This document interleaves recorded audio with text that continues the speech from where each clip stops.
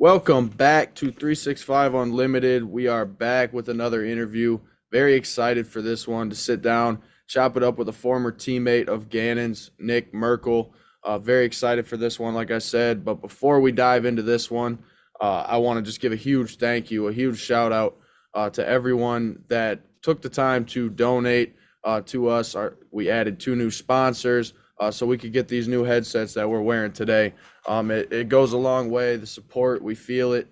We appreciate it. And just to list a couple names, so we got a few solo donations from Josie Bunker and Delbert Bunker. Shout out to them. Seriously, what they do with Bacher Auto Group and just their full support and love towards us, it never goes unnoticed. We appreciate it immensely.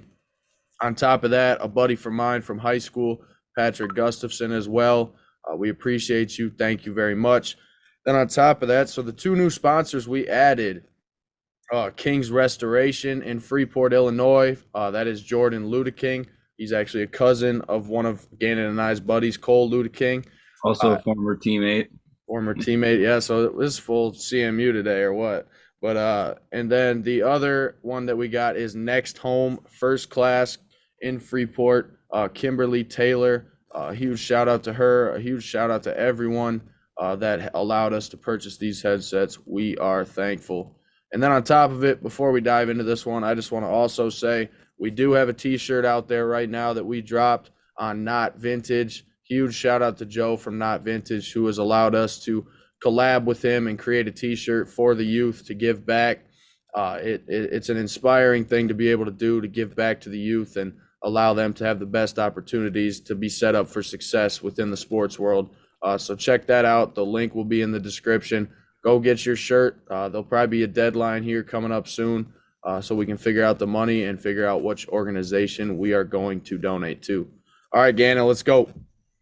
Shout out Nick Merkel, professional ball player for the Milwaukee Brewers, former teammate of mine for 3 years during college ball in Missouri. And we go way back, got a lot of connections, a lot of people. I'd say over the last 4 to 5 years of kind of knowing each other and just having a good friendship relationship. But man, shout out you for being on here. I know it's something we were trying to get worked out for a while, but just how you doing, man? I'm doing good, man. Couple months left. I'll see the light at the end of the tunnel. Oh yeah.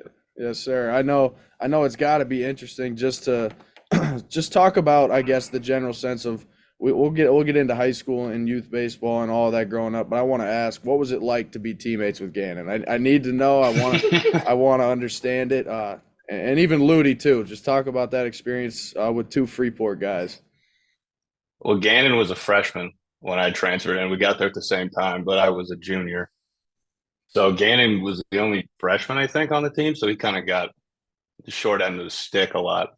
And then even into our 3rd year there, my 5th year, his 3rd, I think he was still a freshman. So Gannon's always just been like a little brother, even when he was not an underclassman. He was still a freshman to all those older guys. Love it. What was Ludi like? Were you there for Ludi? Yeah. Oh, yeah. Ludi's a grumpy guy. Ludi is just always – he's just grumpy. That's the best way to describe Cole. And that's it.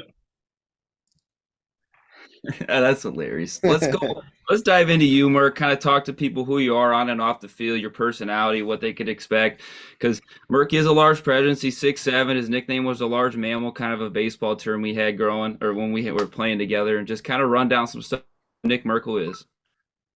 Well, I'm from Spokane, Washington, which is nowhere really exciting. You haven't been there. If you have been there, you probably know what I mean. It's just regular run-of-the-mill city. Grew up on the south side of town. Went to Ferris High School. Didn't really do much baseball-wise there. We weren't very good.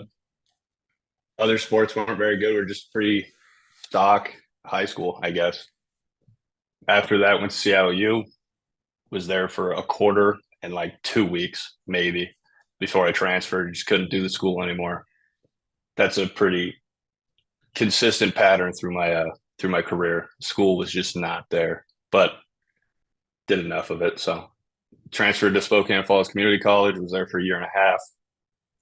Continued to not do school like an idiot. Kept playing, didn't really want to play after my sophomore year. Just kind of was feeling it out. It was ineligible in my fall, so I didn't have any showcase looks or anything. Didn't have an offer until like March to continue. Picked CMU just on a whim in June.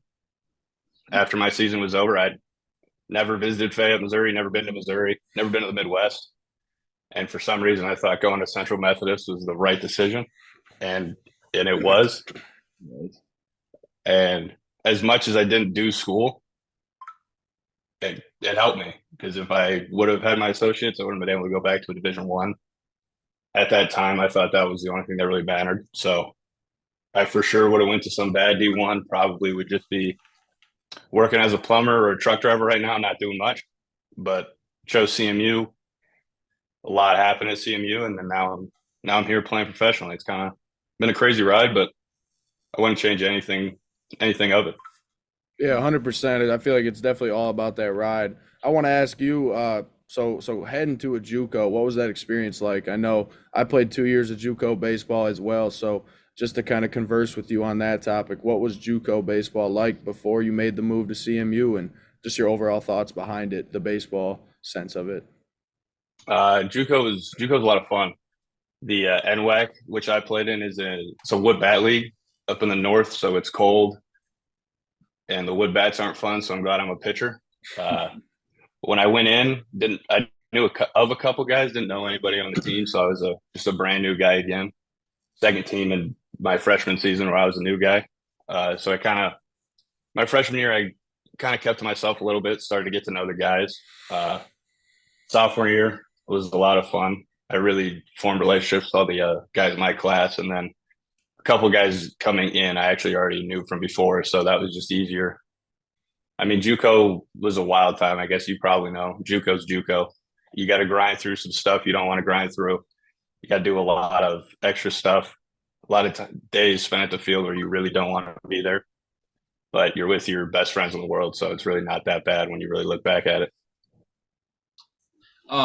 Just the uniqueness of this, a lot of different people we've had on here, they got their own perspective, their own stories, and I think this one's really cool, especially being a professional ball player, a former college ball player. We haven't really had this topic a whole lot on here, but just the different paths. You're going from a Division One to a junior college and then to an NAIA. Just kind of talk about those shifts, and then ultimately finding that home in Missouri, which you became a single season strikeouts. I don't know, are you all-time strikeout leader also?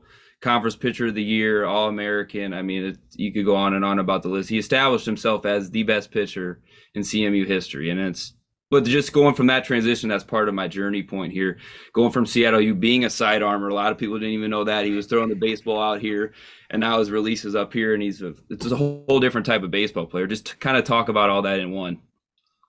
Yeah, well, got to Seattle. I didn't throw very hard in college. I really wasn't that good. I was just good enough to continue. Somehow I picked up a Division I offer. I was committed to Lower Columbia College out of high school in Longview, Washington.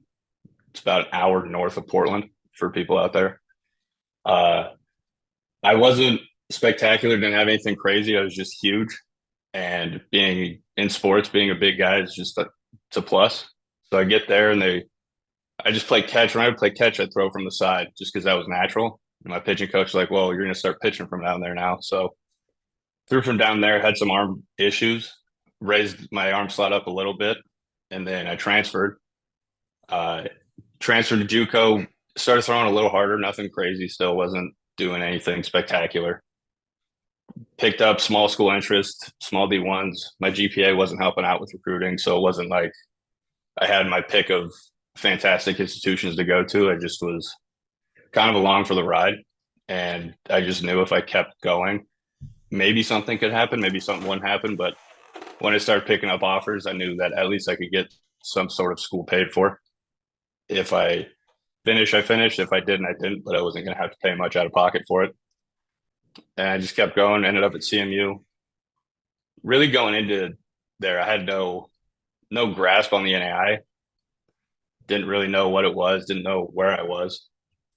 So I just kept throwing, kept doing what I thought was good. Picked up some stuff here and there. I'm a big YouTube guy, so a lot of my growth as a pitcher just came from watching YouTube videos and finding big leaguers I feel like I was similar body size to, guys I liked how they pitched. Just try to imitate that, try to pick and choose out of what they use and use it on myself. NAI is definitely not the easiest place to play, mainly because you got dudes from all over. We had a teammate that was 27 years old my 5th year, and I was 23 and I felt old. Like there's just a wide group of people you play with. They show up to CMU. We have guys from the Dominican, played with a guy from Colombia, played with a guy from Italy, all different cultures all over the world, all corners of the United States. I don't know. I know the World Series, I don't know how many people we had actually from Missouri, but a bunch of dudes from all over that ended up in a small town, formed an insane tight bond. And just that alone helped me just get better, because off the field, you're hanging out with people you like. And then you go to the field and you're with the same exact people, and you just keep working, you keep figuring stuff out. And luckily for me, something just finally clicked. And finally, 5th year, hit a 95, hit a 6. Stuff just started going my way, and I got picked up.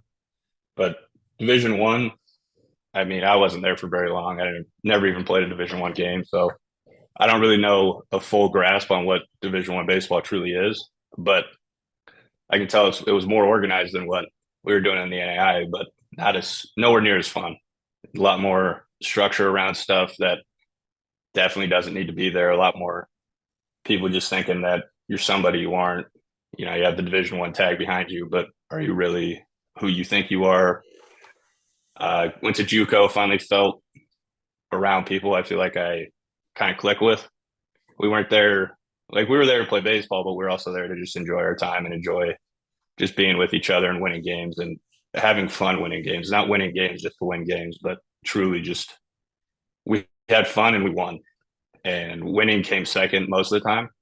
We were a pretty good team in JUCO, but you know, if we had fun, we could ride that bus back home. And even if we lost a game that day or maybe we got swept, we knew it was going to be all right. We're going to be fine.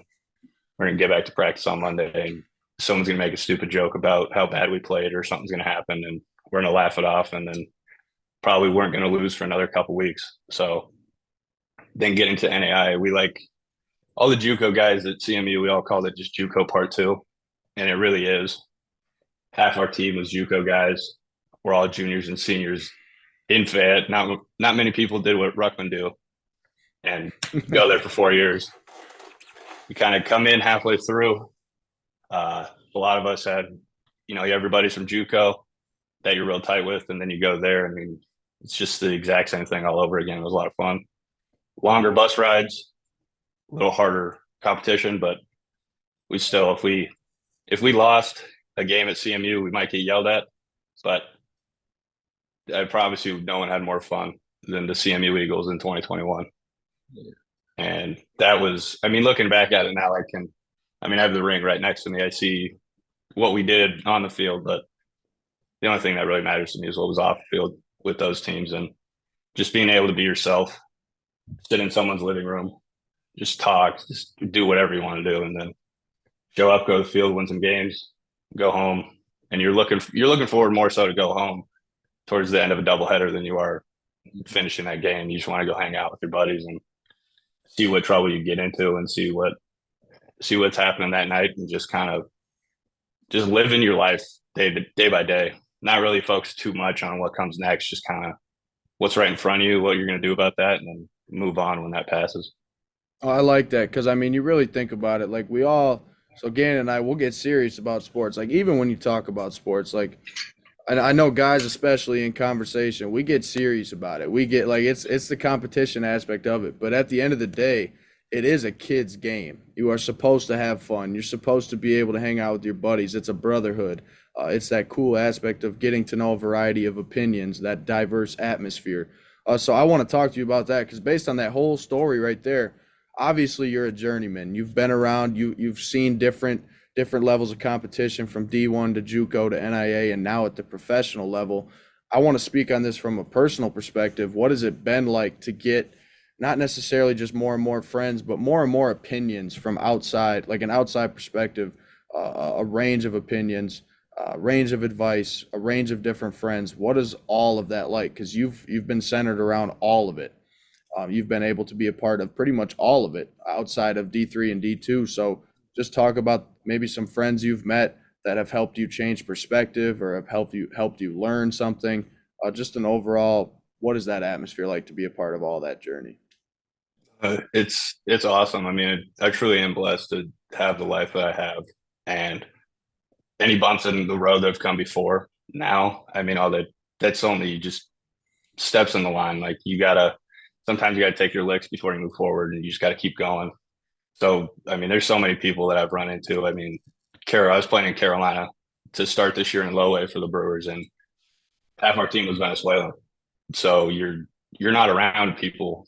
You're around a completely different culture every day of your life. And our bullpen coach is Venezuelan. I love him. His name's Jorge Ortega. He's just a goofy guy. He can get serious, and we can talk pitching, and we can sit there and really break down, pitch shape. We really broke down my slider and just like changed it completely. And now it's, growing from that, seeing where I had my slider in spring training just to where it is today. Like learning that from a guy from Venezuela whose second language is English. Like some people could look at that and be like, I'm not going to ask him for help. I don't really know him that well. I mean, when I asked him, we're a month and a half into the season, so still didn't really work with him much at spring training. Still getting to know him. I've learned if you just ask people, doesn't matter how long you've known somebody, you'd be surprised with what you can get out of somebody.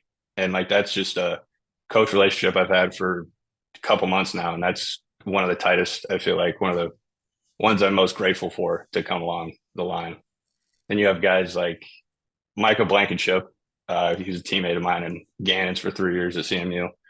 I mean, that dude, if you look at me and Micah off field, you would never guess that we could be friends, really.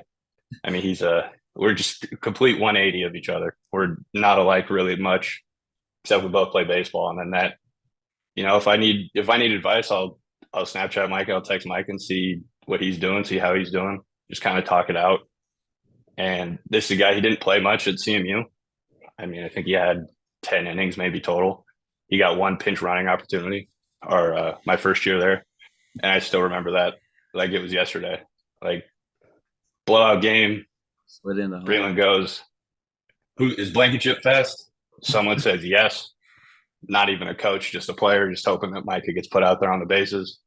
And I think he scored. Pretty sure he scored a run. So yeah, a guy like for me in my position at CMU, I was pitching. I was starting on the weekends.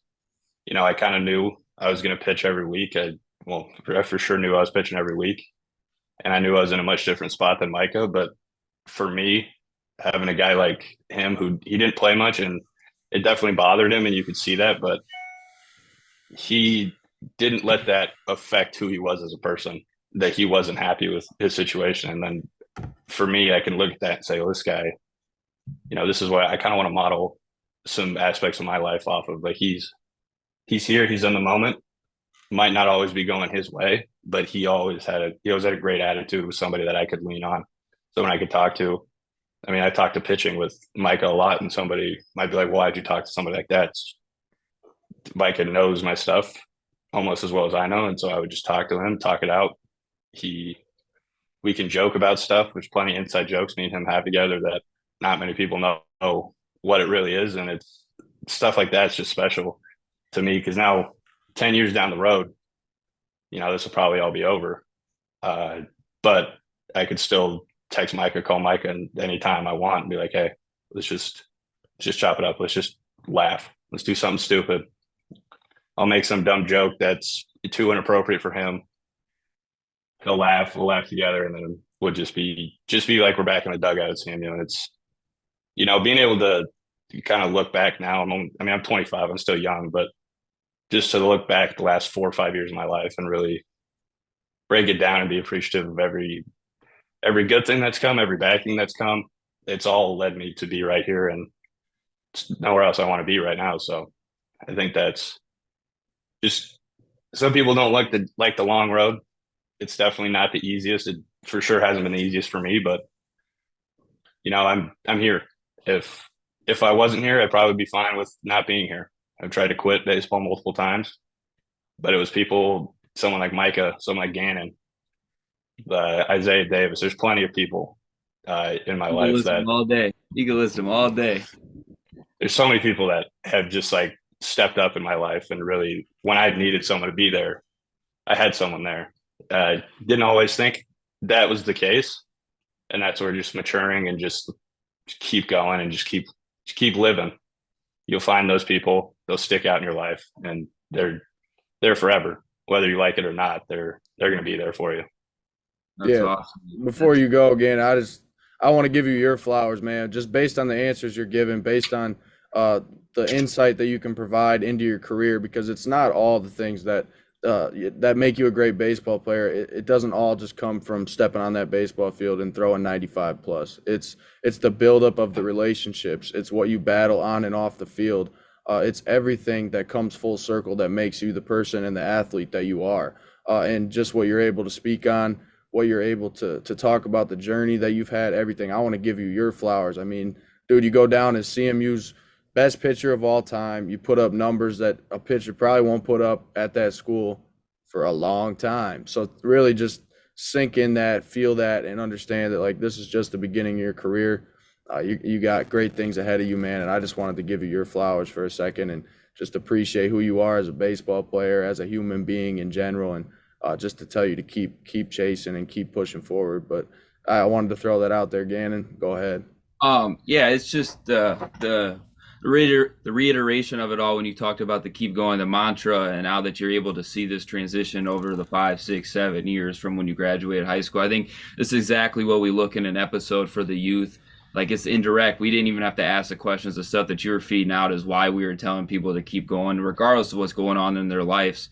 These little things that in the moment aren't really shaping, you don't think it's shaping or molding you, it is. And that's another reason why we've stressed to the youth about if you're in a athletic environment, take full advantage of it, because as you get older, that will be your safe haven, your safe spot. It's the same reason why I'm still going to be going on to be a grad assistant and coach, even though I'm not healthy to keep playing. It's what I know. It's baseball. It's the constant. It's the relationships that we've built, just as Merkel's talked on. Like, that's the constant that we've had in our lives. And for a long time, we didn't know that's what it was.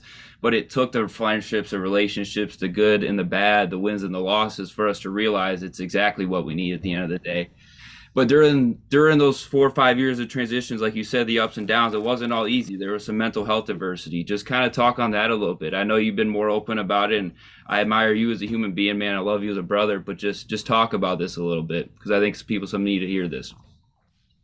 Yeah, I kind of started dealing with stuff. I started dealing with stuff at Seattle U, just kind of, I think Seattle U one was just, everything was just brand new. I was definitely in over my head, baseball and school wise for sure at Seattle U. Is a very good school. I mean, you could think about stuff if I could go back and I would just, stay at Seattle U, I could end up with a really good degree, really good job. Maybe could have continued playing. Who knows what would have happened with that. But just definitely wasn't a place for me. And I'm glad that I recognized that. There's a lot of long nights or just no sleep, just like hating where you're at. And I'm glad I left. Left and didn't really look back. If I'm being honest, I just was like, this is the next step. I'm just going to keep going.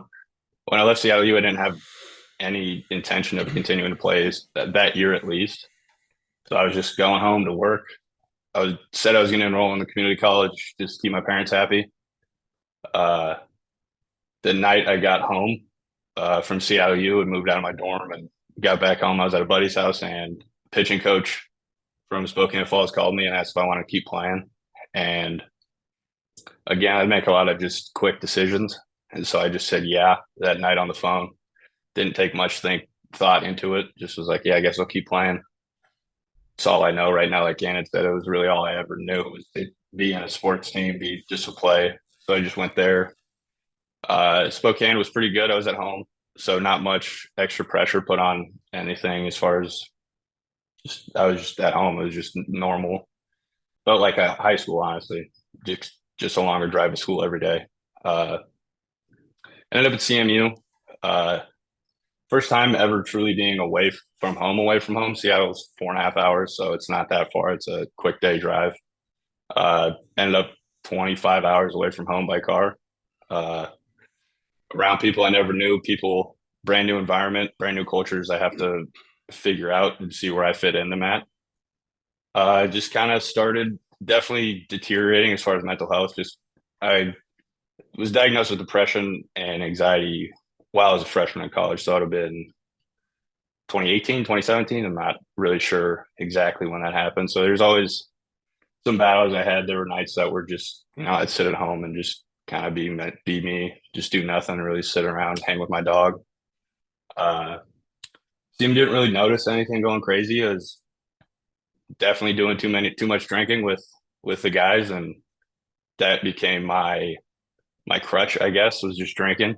I would pretty much drink till there was nothing. I couldn't feel anything, and it was just just dull to everything. It was just kind of going along with the flows. I mean, my redshirt junior year or COVID, the year after COVID, however we want to say eligibility wise for that, but I mean, I was pretty much drinking a 12 pack a night, no care in the world, didn't really take care of myself. I mean, I saw a picture, shirtless picture of myself from right around like the real bad times, and I don't even recognize the person in the picture. It's just like the stuff that when I look back and think like I knew what I was doing, but I wasn't like fully aware of what that could do to you. And so blacking out wasn't a very irregular thing for me to do. Just whatever I could do to not feel the way I was feeling, whether it would be taking anxiety pills, mixing with booze. That's absolutely terrible idea. No one should ever do that. Just whatever I could do to turn the brain off, turn everything off was just kind of when I did. And then that just kind of led up to one night, decided that I didn't want to be here anymore, I guess is the best way to say it. I tried to, don't really know exactly what happened that night. Don't remember much. I remember the start and getting in the cop car to finish it. Don't remember much in between. Wasn't a good thing though. I do know that. I spent some time in a psychiatric unit, the University of Missouri Hospital. And that was definitely the rock bottom, if you would say, where I just I woke up in a psych unit, and it just wasn't. I was around a bunch of people. All of a sudden, I didn't really know where I was at first. I was just in a hospital. Just kind of looked at myself in a mirror and was just disgusted, to say the least, of what I saw. But at the same time, I put myself there. You can't. I've pretty much just kind of the last 2 years realized that I've done a lot of dumb things, done bad things around people, to people, stuff that that there's just no need to ever do. And now I saw myself in the mirror, and I was like, well, this is, I made my bed, I had to lay in it. And right away, I definitely just pushed it away like it was nothing. I mean, I got out of the psych ward, and I think the next day I was drinking again, was just an absolute idiot. Had no thought into what I was doing. I was just doing what I always did. And I was just being selfish. Didn't really think, I got out and was like, all right, I'm out. That was in my head. That's all I needed to do. And, now hindsight's 2020. That's definitely not all you need to do if you're in a situation like that. But I was just sitting there, and I was like, all right, I'm just going to go back to living my life the way I was, and I'm not going to change anything. And the one thing I do wish, I could go back to that time and change my decision on how I acted and carried myself after that, or immediately after that. But, you can't go back in time and change things. And so I just it's been a long 2 years since then. And so I'm glad now I can look at myself and I can be proud of who I see in the mirror. Still not perfect. I'll never be perfect, but I'm at least comfortable with who I am. I like who I am now. And so just the big part of growth was just continuing to push forward. But I had to finally look in a mirror and just say, this isn't it. Like I probably would have just I'd probably be dead by now if I really didn't turn something around. And going into that fall, into my 5th year, I quit the team technically. I walked to coach after I was working at the grocery store, texted Coach Breland and said, hey, I need to talk to you before practice. And I quit. I guess I quit. I don't know. It's Breland. So if you ever meet Nate Breland, you'll know kind of what I mean by this. But I just, I remember I was crying. I was like, hey, I can't do this anymore. Like, I need to just like focus on myself. I quit my job at the grocery store. I was going to be a student, just live a normal life, or what I thought would be a normal life, and just keep going. But thankfully, Breland didn't let me quit. He said, just take some time off. We'll be back here when you're ready. So I took 2-3 weeks off. I don't remember exactly. And I just came back to practice. And, that whole fifth year, definitely not my best year off field as a person. A lot of dumb things I did, a lot of dumb things I regret. But I think me having to face the facts and just kind of see where I put myself off field wise, I just had to live with it, and I had to work to make it better, and I had to work to get to a point where I wanted to be at. And then I guess one thing I've picked up on in baseball, maybe this is true in other sports, but I can't speak on those because I haven't played any other sport since baseball, really, since my freshman year of high school. So I can't speak on what being a professional basketball player is like, being a professional football player. But in baseball, the thing I've noticed, the more mature you are off field, the better of a player you are on field. And maybe that's just something that I picked up that's not true, but I'm going to continue to believe that, because I feel in a sport where you fail a lot and you can have a lot of bad games in a row, and it's pretty tough, especially now at this level, to continue to do well. It's like you got to work every day at it. It's not a show up at the field on Saturday hungover and pitch type of thing. And so it's growing off the field. I'm glad I had to go through all the tough times to really find out who I was. And now that I kind of know who I am a little more, still learning. I still don't think I'll ever truly find out who I am. I don't think anyone ever does.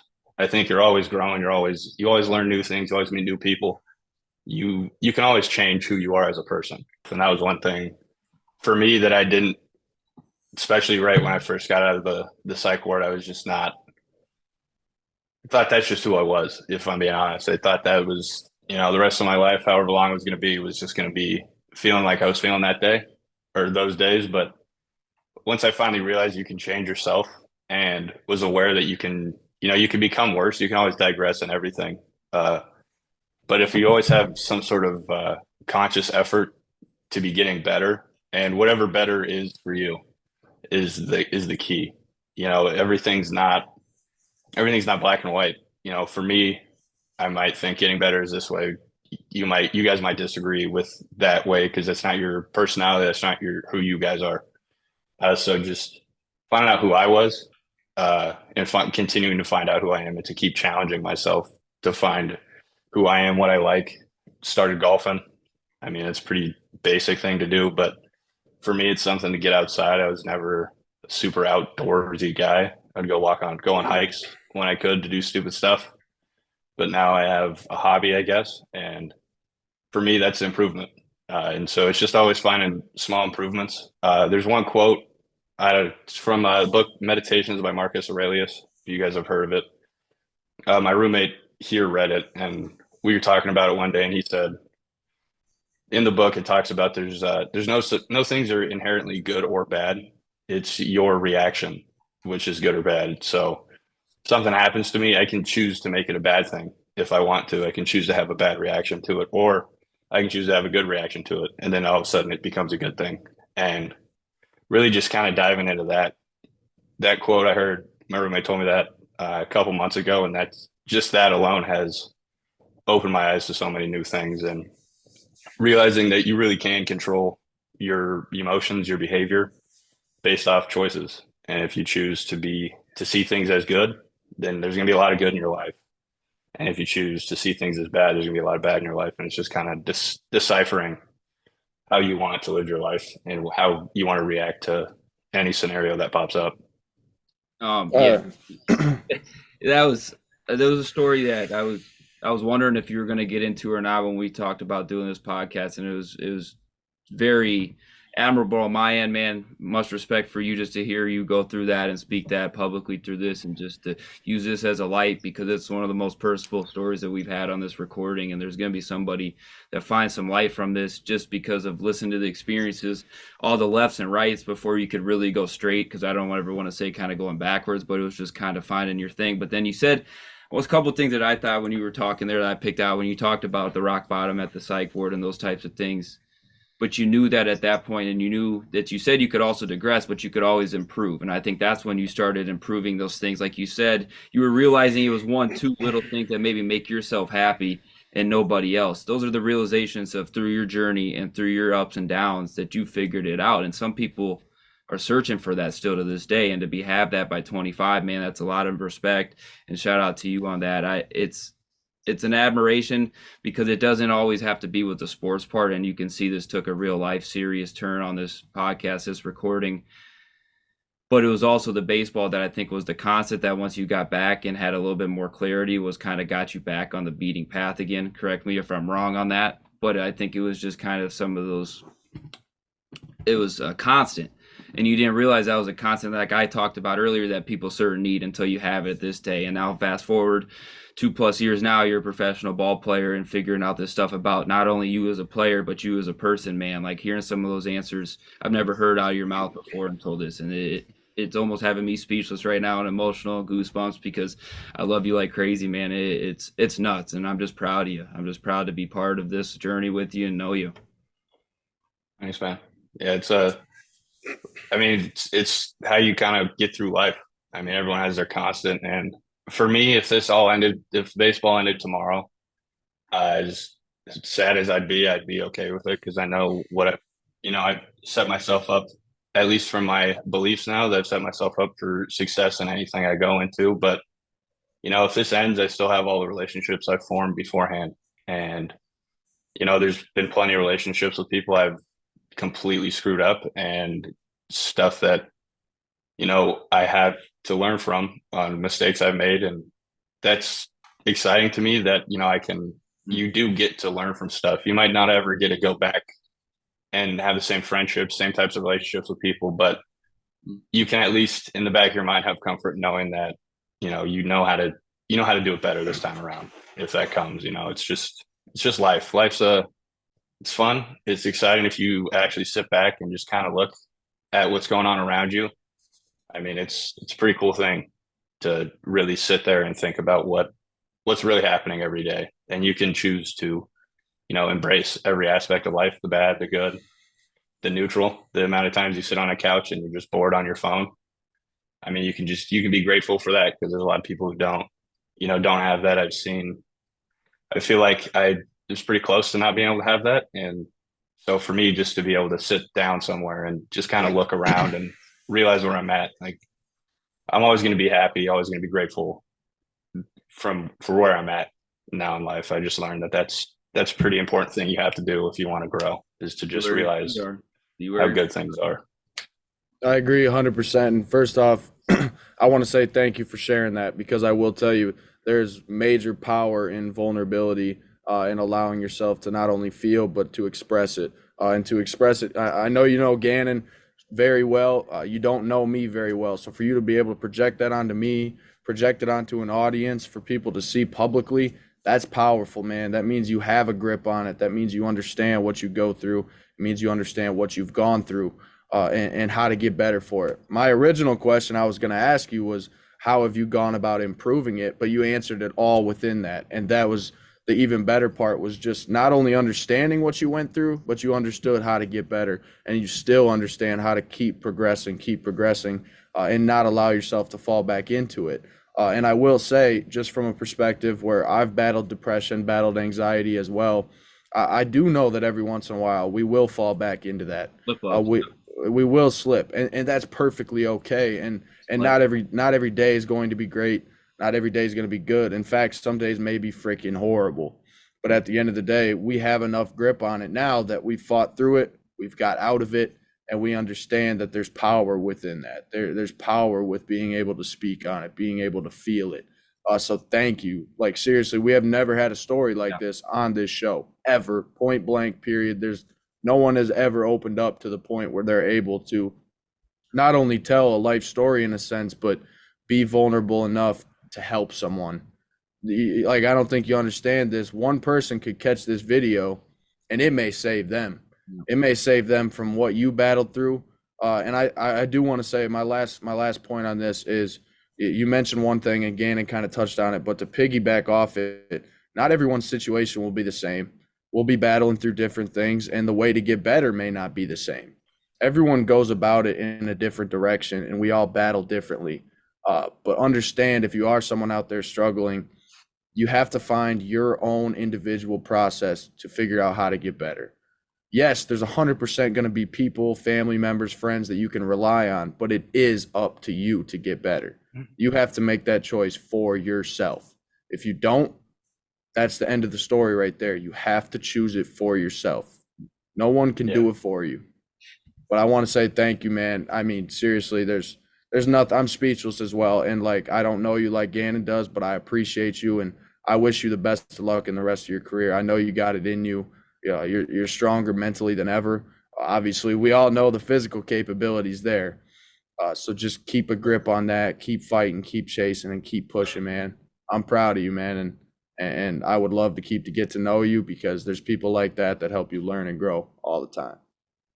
Yeah, thanks. I appreciate you guys having me on. It's there's a lot of times, a lot of nights where I just didn't want to, after coming out of psych ward, and then I guess the first couple steps when you're trying to really find yourself and really trying to, I don't want to say heal, because I don't want to make it seem like everyone, it's, you got hurt. Like, for me, at least for me, I did it to myself. So I needed to fight, like, really make it simple, take a couple steps. And like you said, it's just a choice. And, if someone out there is listening and they hear it and they're not ready to make that choice yet, well, that's fine. You got to make that choice when you're ready. And people can try to make the choice for you. Or you can, and that's not going to really work, if I'm being honest. If someone makes the choice for somebody else, it's not going to, they're always going to be something like, what, do I really want to do this? It really takes you finally sitting down and going, I want to do this for myself, for the people around me. I mean, it's always thought of as selfish when you kind of take a back seat, or you say, I'm just going to focus on myself, and people always say suicide is the most selfish thing you can do. But if you really think about suicide as being selfish, it's really not. It's someone who doesn't know how to ask for help, someone who doesn't feel loved enough to go out and ask for help.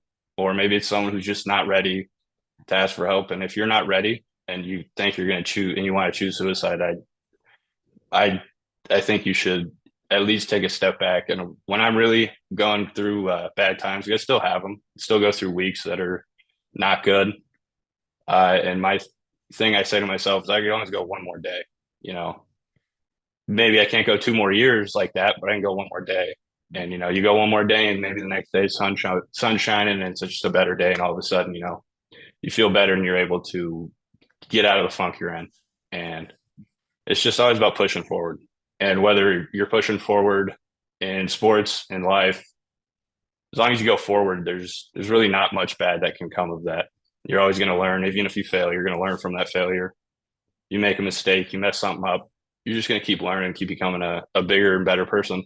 And I think that's just, a lot of people now don't like being happy. I think there's a weird stigma on somebody that seems too happy all the time, but I mean, we only get one shot at this thing, so why not be smiling through it all? 100%. I agree. Yeah, I mean, I know we gotta wrap some stuff up here soon with just Bryce got a little another prior run in here with personal corners, the other job we got going on here. But I'll wrap it up here, closing thoughts, and we can end this recording. Bryce said the closing statement so well through a fan's view, the 365 view, the peer view, just kind of meeting you for the first time. I haven't been able to put that hat on through this recording just because I've been thinking of, memories, rundown stuff, blah, blah, blah, baseball off the field, just as the peer friend in all this, and just the admiration and respect, man, that I continually have for you, seeing this journey, being hands-on through a lot of those different scenarios that have happened over the last 2-3 years. It's been very involved with certain types of stuff, man, and just it's it's hard for me to get out words right now just because of how much I love and care about you and seeing your progress and your growth through all this. And that's the biggest thing is your growth, because no matter at certain times, like you said, you got tomorrow. You might not have 2 years, but that tomorrow means you can grow. You can do one thing different to change it and going forward. And you're able to see that now going forward. Like, this is living proof. This is for people out there that might not have that purpose, that reason. And to now have this on full demonstration from a brother of mine, a teammate of mine, somebody's going to be, you know, a big part of my life, the rest of my life. And just, it's hard to get out words right now, dude. I'm going to start getting emotional, I think, if I keep talking about this anymore. But it's just, shout out to you, Merk. I know this will not be the last recording. This will be definitely a part 2 coming on here, because we didn't even get into professional baseball and all the other stuff that goes into that. But this was way more important to break the ice for everybody involved, the viewers, for Bryce and me. I mean, I learned stuff and more insight. It's just, it's awesome, dude. This is why we do it, so stories can be told and people can be inspired. But shout out to you, man. Thank you for hopping on. Yeah, thank you guys for having me. Yes, sir. We appreciate you, and we will catch you next time. And Gannon,